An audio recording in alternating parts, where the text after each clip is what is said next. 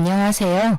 저는 서울에 거주하고 있는 30대 중반의 여성입니다. 이제 막 돌진한 남자아이를 키우고 있는데 처음 육아라 많이 어렵고 지칠 때도 있네요. 여기에 남편이랑 이혼까지 하고 나니 속이 너무 답답하고 힘들더라고요.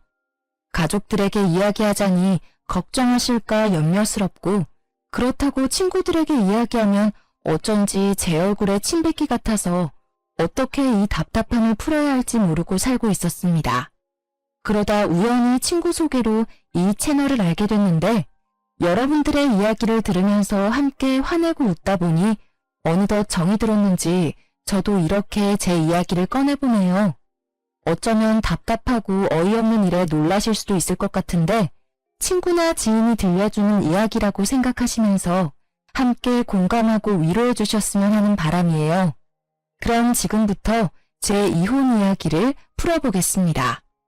저랑 남편은 불같은 사랑을 한 것도 아니고 그냥 결혼 정년기에 서로 짝이 없던 찰나 부모님들 지인이 서로 중매를 서주셔서 맞선 비스무리하게 소개팅을 했고 집안이나 조건 모두 비슷해서 빨리 결혼한 케이스인데요. 6개월 정도 만나고 결혼을 했는데 서로 잘 모르는 사이에서 그냥 덜컥 혼인신고와 결혼식을 하니 부딪히는 점이 많았어요. 그래도 제가 좀 순한 성격이라 맞춰주면서 살아왔는데 딱 한 가지 도저히 참을 수 없는 게 바로 아이 관련 문제였습니다. 남편이랑 결혼한 지 5년 차가 됐는데 아이가 안 생기더라고요. 요즘 난임 겪는 분들이 워낙 많으시니까 이해하시겠지만 저랑 남편 모두 딱히 어떤 건강상의 문제가 있는 것도 아니고 그렇다고 제가 임신하기 힘들 만큼 나이가 많은 것도 아닌데 5년이 다 되어가도록 임신이 되지 않으니 걱정이 됐어요. 물론 남편이랑 열렬히 사랑해서 서로를 닮은 아이를 꼭 낳고 싶다는 마음이 있는 건 아니었지만 왜 사람이 가정을 꾸려서 별 문제가 있는 것도 아닌데 아이가 생기지 않으니 조급해지더라고요. 그래서 친정엄마 아빠도 몸에 좋은 약을 지어주시는 등 걱정하셨는데요. 처음 3년 동안은 그냥 배란기에 맞춰서 노력해보는 등 자연 임신을 시도했지만 소용이 없길래 제 나이도 점점 들어가고 더 늦으면 안 될 것 같아 의학의 힘을 빌리기로 했습니다.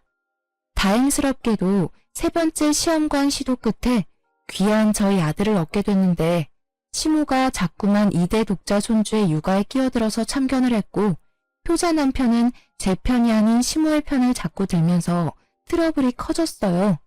처음에는 귀한 손주니 그럴 수 있다고 스스로 이해해보려 했지만 점점 도가 지나치니까 제 아들은 제가 지켜야겠다는 생각이 들었고 도저히 방관하는 남편도 곱게 보이지 않더라고요.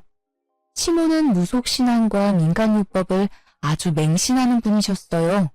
물론 그런 것들이 나쁘다고는 생각하지 않아요.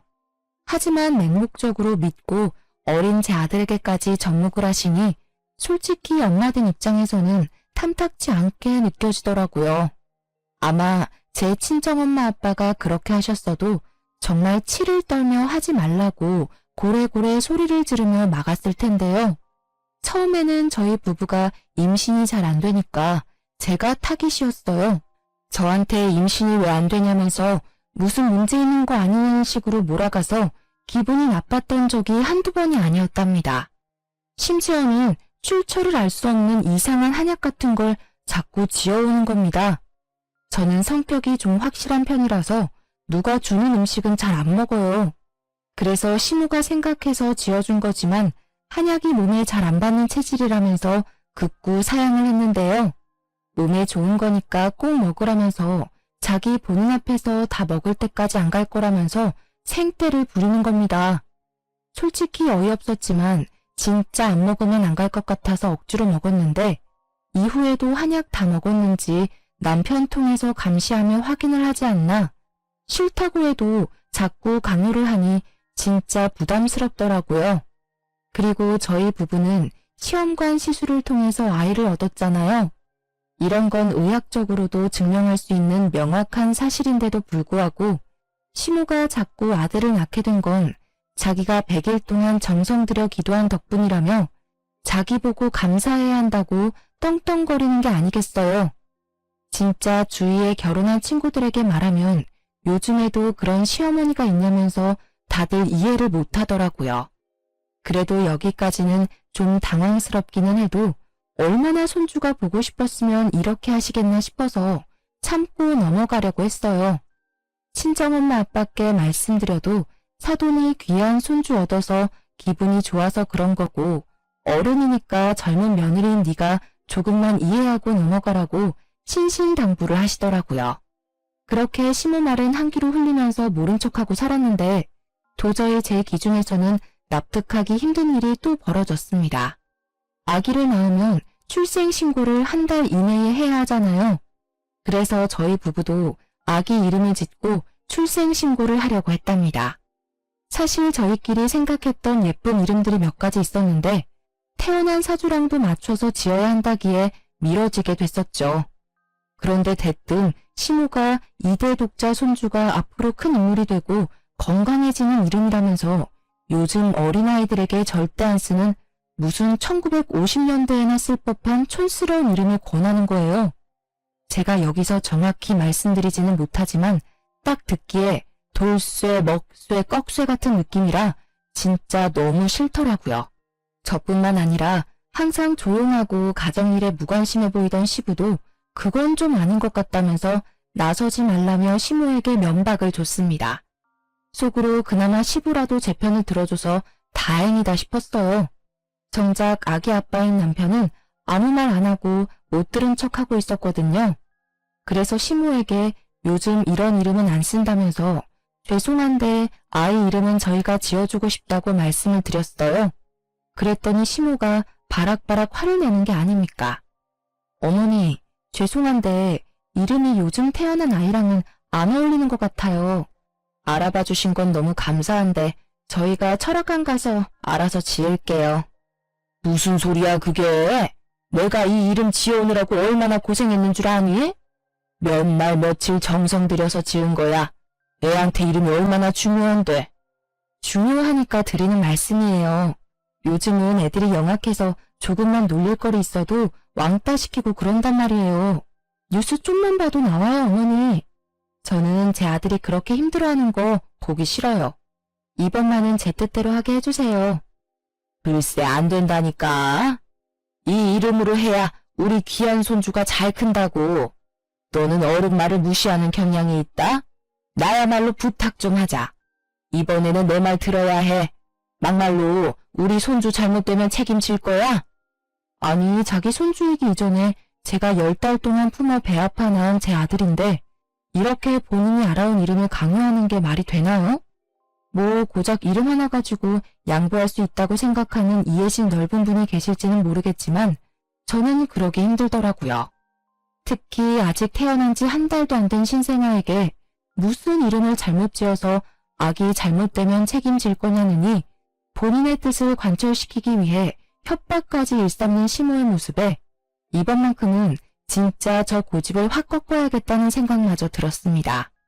그래서 화내고 소리치는 시모의 모습에 어이가 없었지만 당황한 기색을 꾹 참고 태연하게 행동하며 안 된다고 말을 했어요.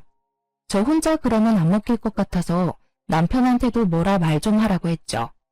그런데 남편이 머리 아프다면서 자리를 피해버리는 겁니다. 마지막 희망인 시부에게 눈치를 줬는데 시부도 시모의 등살에 시달리게 생활화됐는지 똑같이 에이 하면서 집을 나가버렸어요. 그래도 어쩝니까? 도와주는 사람 없어도 제가 제 아들 엄마잖아요. 꿋꿋이 죄송하지만 저희끼리 알아서 짓겠다고 시모를 돌려보냈어요. 그리고 그날 밤 남편에게 분명히 말을 했죠.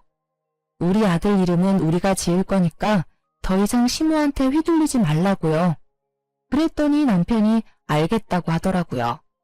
그래서 저는 마음 편하게 유명한 철학관에 가서 아기에게 맞는 이름 후보를 몇 가지 골라왔고 남편이랑 상의해서 제일 마음에 드는 하나를 선택했답니다. 그렇게 아이 보느라 바쁜 저 대신 남편이 출생신고를 하러 갔었어요. 가는 길에도 한자 적힌 종이에 표시까지 해주면서 거듭 확인을 시켜줬죠. 시간이 흘러 당연히 저는 그 이름으로 출생신고를 했다고 생각했고 친정 식구들과 친구들에게도 자랑하고 아이 통장도 만들어주기로 했어요. 그런데 잠시 아이를 친정엄마에게 맡기고 통장을 개설하기 위해 아이 관련 등본과 서류를 뽑는데 제 아들 이름이 시모가 바득바득 우기던 그 이름으로 올라가 있는 겁니다. 이게 무슨 일이지 싶고 너무 어이가 없더라고요.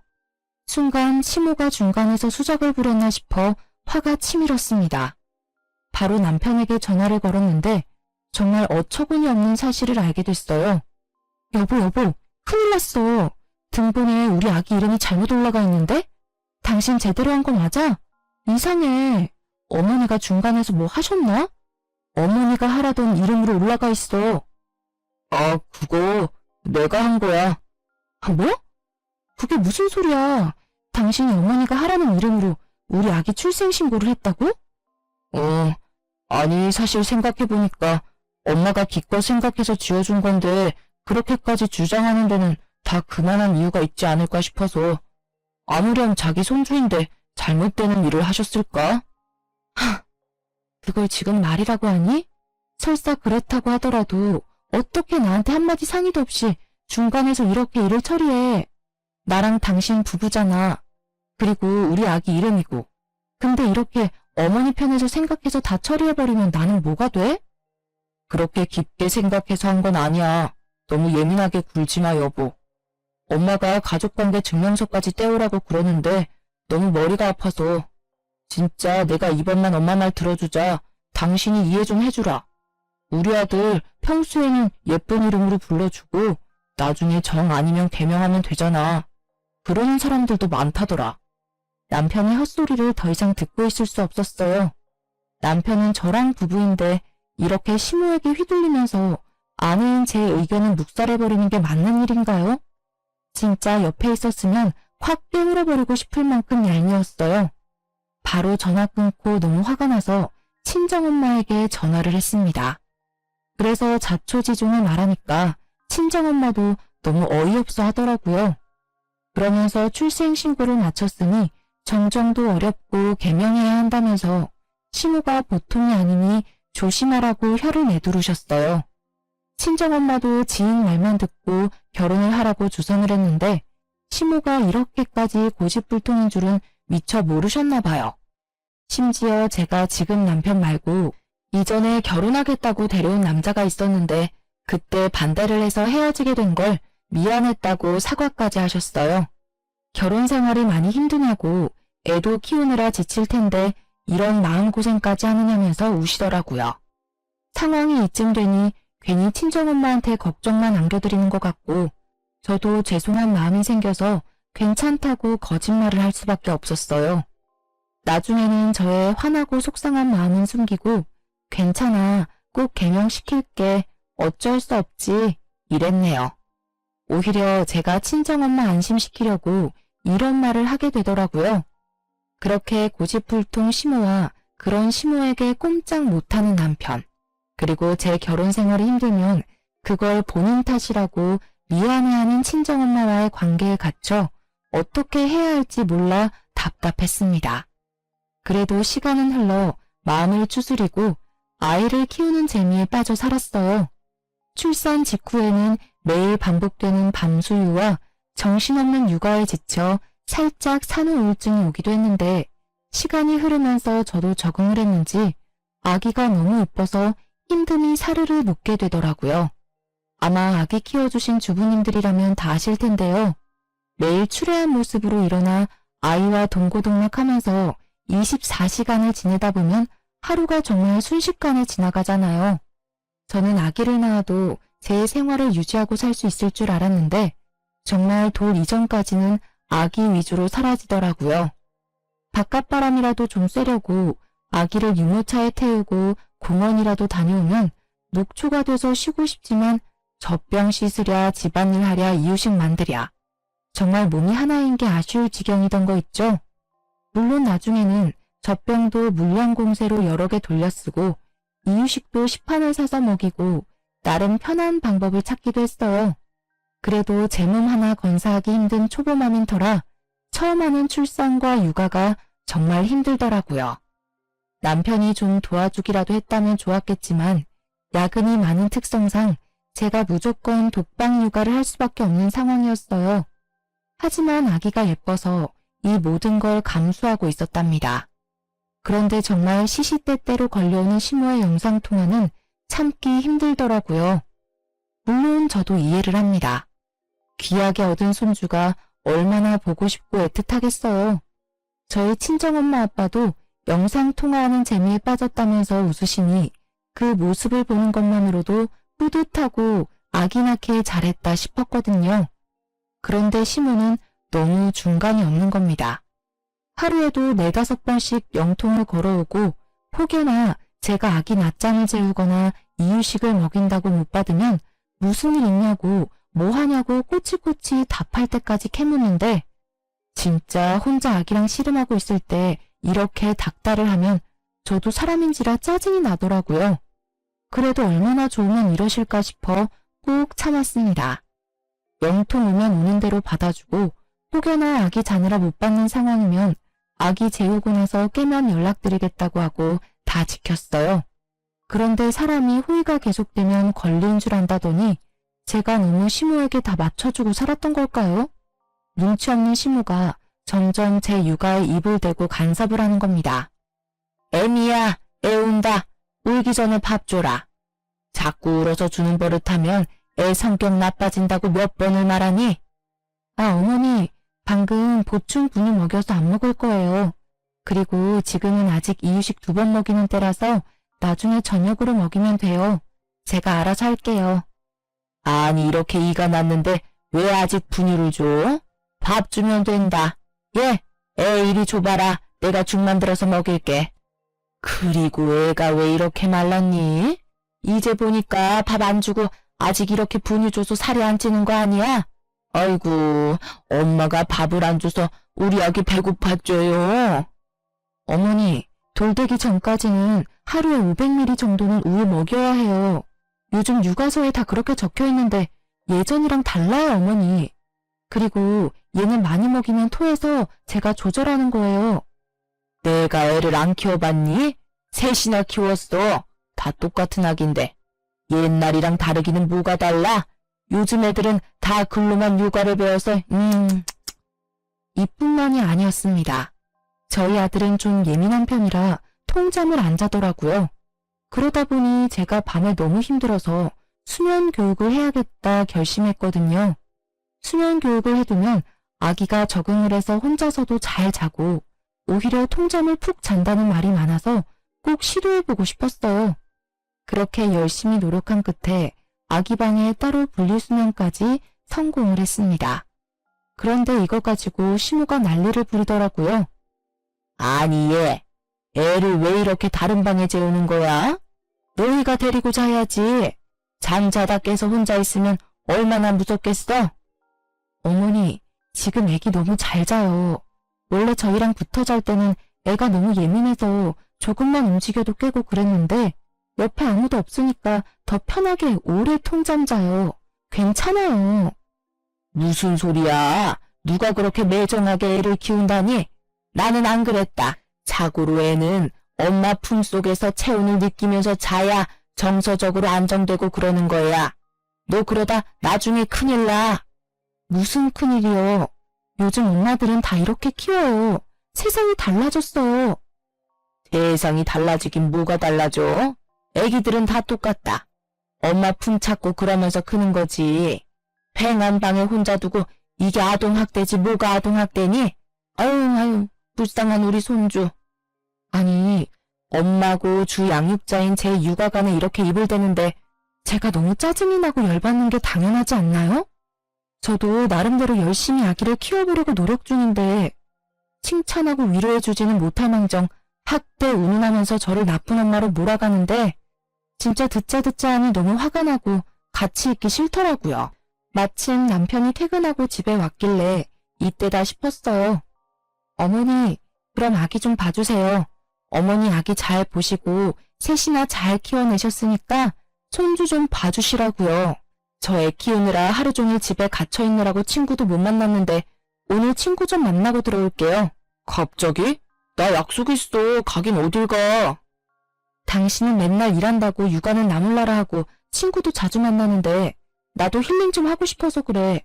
어머니가 아기 잘 보시니까 믿고 나갈 수 있는 거잖아. 안 그래, 어머니? 아이고, 그래. 나 갔다 오너라. 내가 봐줄 테니까. 내가 이렇게나 속이 넓고 깊은 시어머니다. 나 같은 사람 있으면 나와보라 그래. 우리 손주, 할미가 밥 주고 재워주고 다 해줄게요. 걱정 말아요. 엄마는 이런 거 안 해주지? 어휴, 불쌍한 내 새끼. 들었지? 당신 약속 깨고 어머니랑 같이 아기나 잘 봐. 다녀올게. 그 길로 바로 옷만 갈아입고 가방 들고 집을 나왔어요. 사실 약속이랄 것도 없었습니다. 출산하고 육아하느라 평일 저녁에 마음 편하게 불러낼 친구 하나 없어진 제가 한심하더라고요. 그래도 오랜만에 저녁 시간에 자유를 얻어서 집 앞 공원도 걷고 카페에 들어가서 한가롭게 지나가는 사람들 구경도 하고 이게 바로 자유부인의 여유구나 싶어 기분이 좋아졌어요. 진작 이렇게 맡기고 나와서 놀 걸 내가 괜히 혼자 다 하려고 했나? 이제 좀 내려놓고 살자 라는 생각도 했고요. 얄미운 말만 골라 하는 시모지만 그래도 이렇게 손주를 좋아하고 잘 봐주신다고 하니까 나와서 놀 시간도 생기고 좋은 점도 있네? 긍정적인 생각도 했죠. 그런데 저도 참 우스운 게 엄마는 엄마더라고요. 아기랑 떨어져서 혼자 있으면 아기 생각이 하나도 안 날 것 같았는데 괜히 폰을 뒤적여서 신생아 시절 옛날 사진을 보고 아유 귀여워 진짜 많이 컸네. 혼자 이렇게 주접을 떠는 거 있죠? 그러면서 저 없이 남편이랑 시모가 예민하고 까탈스러운 우리 아들 때문에 얼마나 고생하고 있을까 궁금해졌어요. 그래서 남편한테 전화를 걸었는데 한창 아기랑 씨름하고 있을 거라고 여겼던 제 생각과는 달리 친구랑 술을 마시고 있는 겁니다. 알고 보니 제가 나가고 아기는 시모에게 덜렁 맡겨두고 그대로 친구를 만나러 팽 나가버린 거였어요. 진짜 이게 아빠 맞나? 뺀질한 남편이 너무 얄밉더라고요. 그러면서 집에 혼자 있을 시모와 아기 생각이 났습니다. 아무리 할머니라고 해도 낯가림을 시작하는 아기가 울지는 않을까, 엄마 없는 걸 알고 불안해하지는 않을까 바보처럼 걱정이 되더라고요. 그래서 신경이 쓰여서 2시간도 안 돼서 집에 들어갔어요. 그런데 한창 아기 보느라 정신없이 바쁠 거라 생각했던 시모는 안 보이고 아기 혼자 놀이매트 위에서 놀고 있더라고요. 시모는 어디 갔지 싶어 거실과 주방을 둘러보는데 안 보여서 가셨나 싶었는데 아기 방 쪽에서 부스럭거리는 소리가 들렸어요. 그래서 조심스레 문을 열었는데 글쎄 시모가 아기 침대 매트리스를 뒤집고 낑낑거리고 있는 겁니다. 어머니, 거기서 뭐 하세요? 아유, 깜짝이야. 너는 인기척도 없이 들어오니? 뭐 이렇게 빨리 왔어? 친구 만난다더니. 아, 약속이 깨져서 그냥 빨리 들어왔어요. 그런데 뭐 하시는 거예요? 애기 매트리스는 왜 다 뒤집어 놓으셨어요? 그리고 손에 그건 뭐예요? 시모 손을 자세히 보니 종이 몇 장이 팔랑팔랑대고 있더라고요. A4 용지도 아니고 한지처럼 얇은 종이에 붉은 글귀들이 가득해서 살펴보니까 다름 아닌 부적이었습니다. 제 표정이 일그러지는 걸 느꼈는지 시모가 당황하면서 재빨리 매트리스 밑에 부적을 끼워두고 침대를 돌려놓더라고요. 어이가 없어서 바로 매트리스 까서 부적을 챙겼습니다. 아, 별거 아니야. 신경 쓰지 마라. 애기는? 애기 봐야지 너는. 아니 어머니, 별거 아닌 게 아니라요. 이런 걸 왜 애기 매트리스를 붙여요? 어디에 쓰는 건데요? 무슨 의미가 있는 거냐고요. 아유, 또 시작이다 또 시작이야. 그냥 무탈하고 건강하게 밤잠 잘 자고 좋은 꿈 꾸라고 내가 빌어서 누가 써준 거야. 다 좋은 의미지. 내가 이상한 거 우리 손주 머리맡에 붙이겠니? 너는 그냥 내가 하는 건 다 도끼 눈을 뜨고 보지? 어머니, 솔직히 말씀드릴게요. 저는 이런 거 별로 안 믿어요. 특히나 어른도 아니고 아직 말도 못하는 아기 쓰는 물건에 이렇게 몰래 붙여두는 거 오히려 찝찝하다고요. 제발 좀 이러지 마세요. 너는 말을 해도 참 섭섭하게 한다. 나 우리 손주 할미야.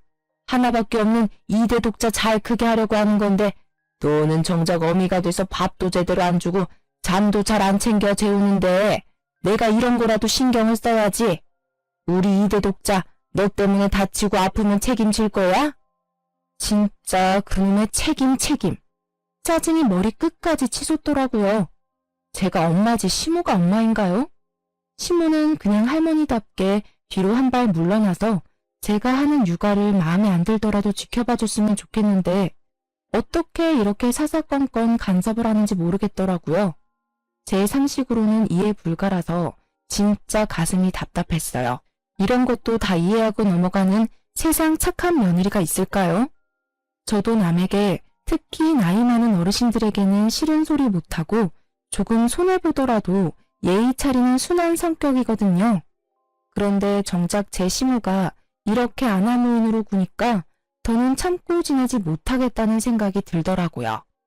그래서 일단 시모 보고 가시라고 하고 남편한테 전화를 걸어 지금 당장 안 들어오면 이혼할 거라고 통보했습니다. 놀란 남편이 무슨 일이냐면서 급하게 들어왔어요. 여보, 나 이렇게 못 살겠어. 내가 나쁜 엄마야? 아기 밥 안 주고 잠도 잘 안 재우는 나쁜 엄마냐고. 맨날 밖으로 놀러 다니고 아기한테 관심 1도 없는 당신이 나쁜 아빠 아니고? 갑자기 또 왜 그래? 당신도 오늘 친구 잘 만나고 갔잖아. 우리 엄마가 아기 잘 봐줘서 잘 놀고 와서 왜 이래? 나 친구 안 만났어. 맨날 24시간 아기 보느라 만날 친구도 다 끊겼어. 그런데 우리 어머니는 나보고 아동학대 운운하면서 애 그렇게 키우지 말라고 나 때문에 다치고 아프면 책임질 거니. 이거 봐. 이런 부적까지 붙이면서 내 탓이라고 간섭하는데 내가 언제까지 참고 넘어가야 해? 아, 난 또 뭐라고. 별것도 아닌데 당신 요즘 보면 너무 다크해. 산후우울증 뭐 그런 거야? 병원 끊어줄게. 좀 다녀. 그리고 우리 엄마가 애 생각해서 이런 거 알아보고 당신한테 조언도 해주는 거지. 사람 성의 무시하지 좀 마. 정말 지긋지긋하게 시모 편을 드는 남편이었어요. 결혼하고 아기 낳으면 그렇게 많이 싸운다던데 저는 사실 육아하는 건 힘들어도 참을만 했거든요. 그런데 진짜 입 육아하고 저를 나쁜 엄마로 몰아가는 이 시모와 남편 때문에 정말 가슴이 터질 것 같았어요. 나중에는 제가 예민하고 산후우울증 때문에 그런다는데 아무리 생각해도 저는 너무나 멀쩡하고 정상적이었거든요. 제가 욱하고 화가 날 때는 시모 그리고 그 편을 드는 남편과 엮이는 일이 생길 때뿐이었습니다. 이때부터는 저도 너무 빡쳐서 시모가 연락 오면 절대 안 받고 무슨 일 있냐고 찾아와도 아예 대꾸를 안 했어요. 회피하는 게 답은 아니지만 그냥 그렇게 놔버리게 되더라고요. 그렇게 아기만 보면서 살다 보니 어느덧 돌잔치 날이 됐습니다. 아무래도 양가의 첫 아기인지라 무슨 부잣집처럼 화려하게 잔치를 열어주지는 못해도 포토그래퍼를 부르고 조금 격식 있는 곳에서 가족 지인들을 초대해 식사를 대접했어요. 다행히 아기도 이날 컨디션이 좋아서 방실방실 많이 웃고 노래가 나오니 몸도 이리저리 흔들고 춤추며 이쁜 짓을 많이 해서 저도 기분 좋고 다들 즐거워했죠. 돌잡이 때는 또 청진기를 잡아서 의사 될 거야 우리 아들 하면서 남들 다 하는 고슴도치맘의 면모를 보이곤 했습니다. 그렇게 돌잔치가 무르익을 즈음이었어요. 꼴 보기 싫은 남편이랑도 좋은 날이니 좋은 모습 보이자며 사이 좋은 부부인 것처럼 최선을 다하고 있었는데 갑자기 스님 복장을 한 남자 한 명이 들어오더라고요. 너무 특이한 복장이라 뭐지? 우리 손님 맞나?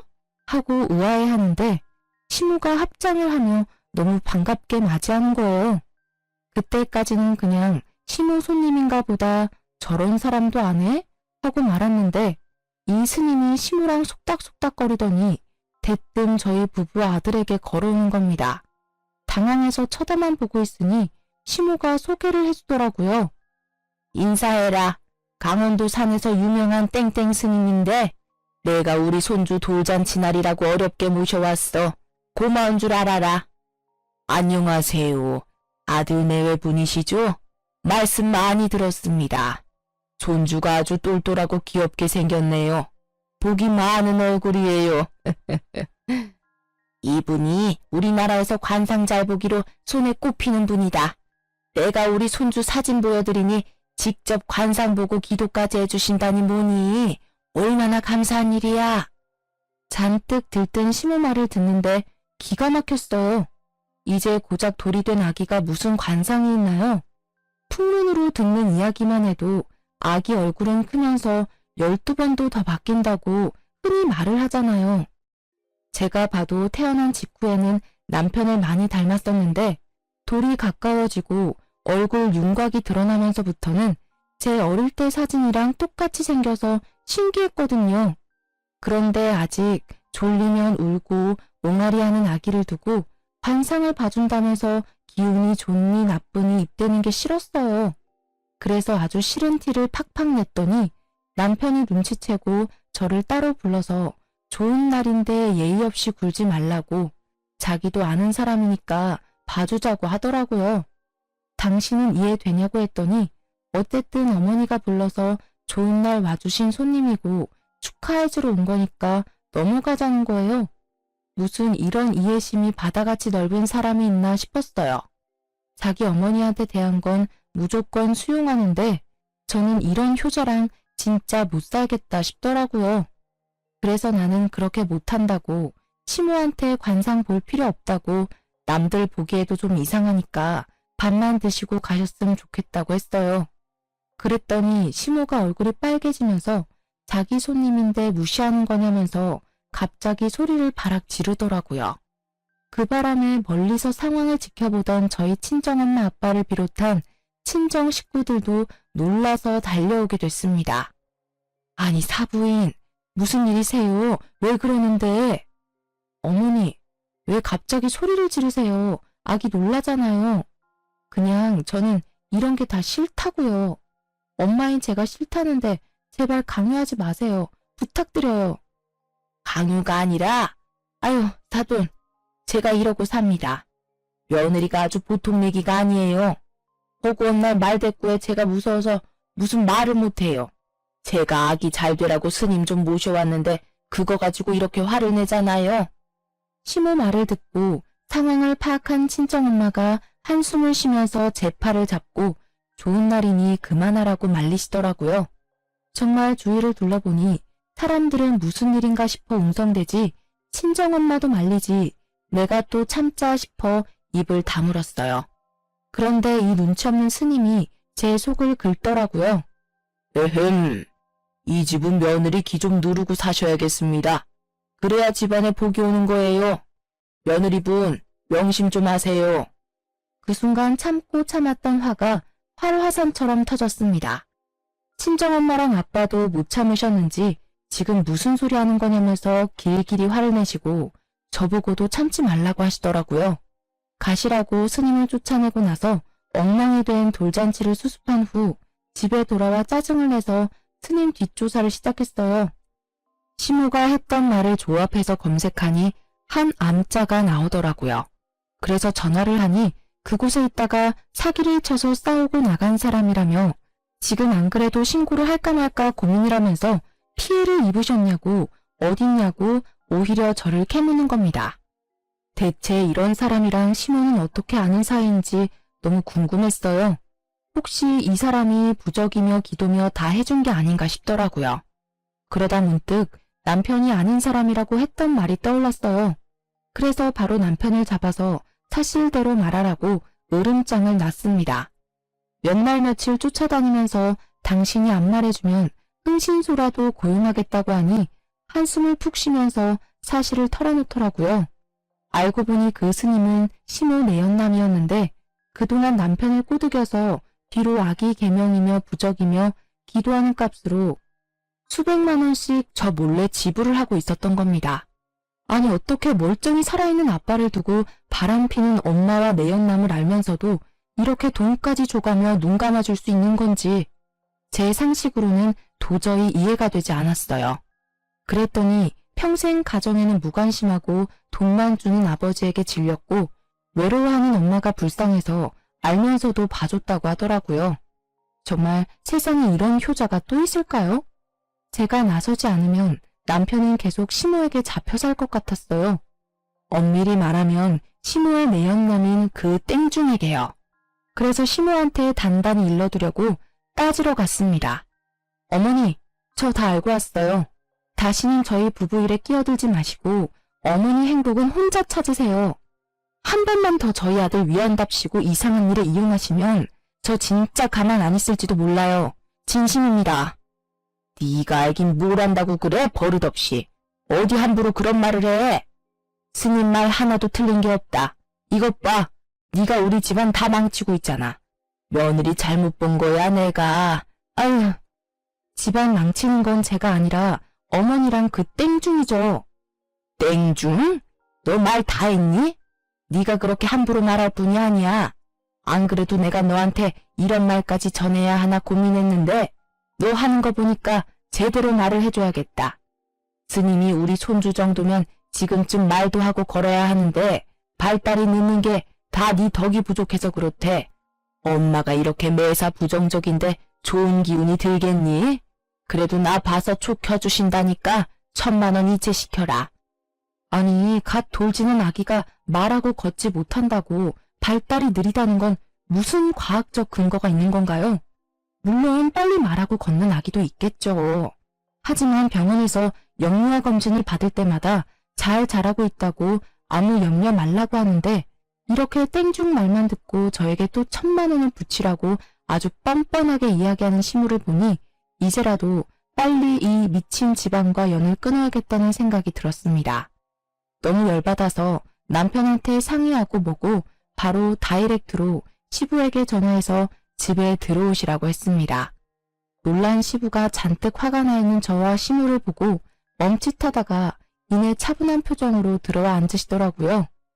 무슨 일이냐? 아기는 어쩌고? 친정에 맡겼어요, 아버님. 저 드릴 말씀이 있어요. 저 진짜 아버님 충격받으실까 참고 또 참으려고 했는데 더 참다가는 제가 정신병에 걸릴 것 같아요. 어머니 불륜하는 거 모르셨어요? 야, 미친년 아니야 이거? 내가 무슨 불륜을 해? 증거 있어? 증거 있냐고. 내가 아주 며느리가 아니라 귀신을 들였구나. 아이고 아이고. 저에게 달려드는 시무를 한 팔로 제 앞에서 소파에 던져버렸습니다. 저한테 그런 괴력이 있는지 몰랐는데 사람이 너무 화가 나니까 저도 모르게 그런 행동이 나오더라고요. 소파에 내동댕이 쳐진 시무가 저를 죽일 듯이 노려봤어요.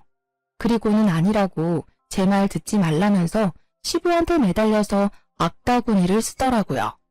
그런데 시부가 시무를 감싸기는커녕 가만 있으라면서 뿌리치는 겁니다. 그 땡중 말하는 거냐? 내가 왜 몰라? 내가 가만히 있으니까 다들 내가 바보 천치인 줄 아는 모양이지? 내 주머니에서 돈이 줄줄 새나가고 집에 수백 수천짜리 잡쓰레기가 넘쳐나는데 내가 왜 그걸 몰라? 며느리 너까지 알 정도면 네 시무가 아주 대놓고 지랄을 했나 보구나. 아버님, 그걸 다 알면서 지금까지 참으신 거예요? 그 땡중이 저랑 제 아들까지 싸잡아서 이용하고 돈 달라고 하는데 저는 도저히 못 참겠어요, 아버님. 네 시무 증거 운운하는 거 봤지?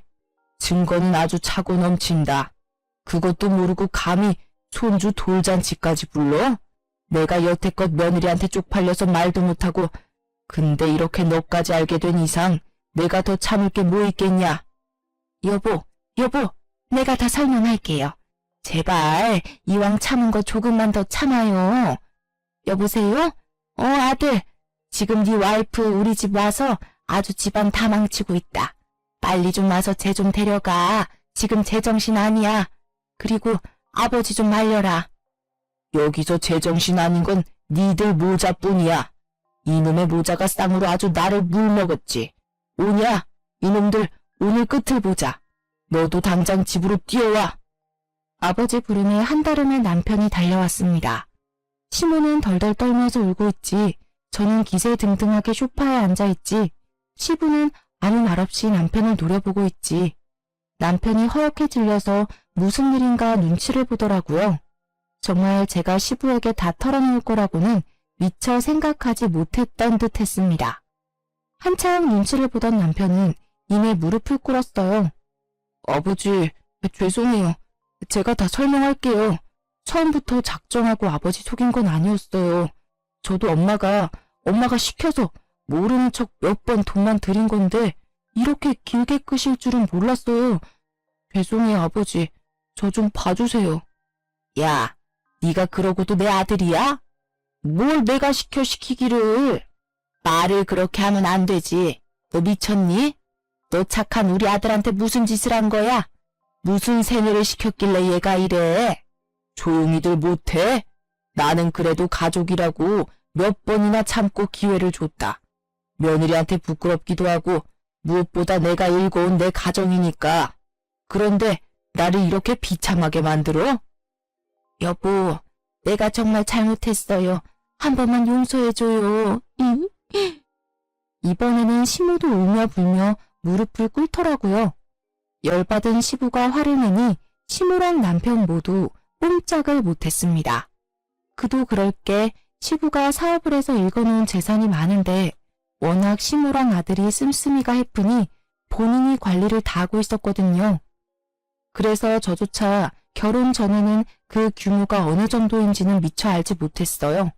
그래도 지방에 땅이랑 빌딩이 있고 서울에 집이 있어서 일 안 해도 임대료로 먹고 살 정도라고는 들었습니다. 그런데 신혼 초에 교통 요지에 있는 빌딩 한 군데에 저랑 남편을 데려가서 보여주시면서 이 건물은 너희 거라고 아기만 낳아 잘 살라고 그거면 된다고 하시는 겁니다. 그때 남편이 어찌나 좋아하던지 저도 어안이 벙벙하면서도 시부가 생각보다 더 재력이 있었구나 놀랐었어요. 이렇게 시부를 이기지도 못할 거면서 왜 그리 큰일을 뒤에서 벌였는지 진짜 이해 불가능이었습니다. 용서? 나한테 빌 게 아니라 먼저 시집이라도 와서 이런 더러운 꼴 본 며느리한테 잘못을 빌어야지. 얘가 무슨 잘못이야? 둘 다 당장 사과해. 시부의 불호령에 남편이 먼저 저에게 머리를 조아렸어요. 정말 돈이 무섭긴 무섭구나 싶더라고요. 미안해. 내가 사과할게. 이제 엄마 편 안 들고 무조건 당신 편이야.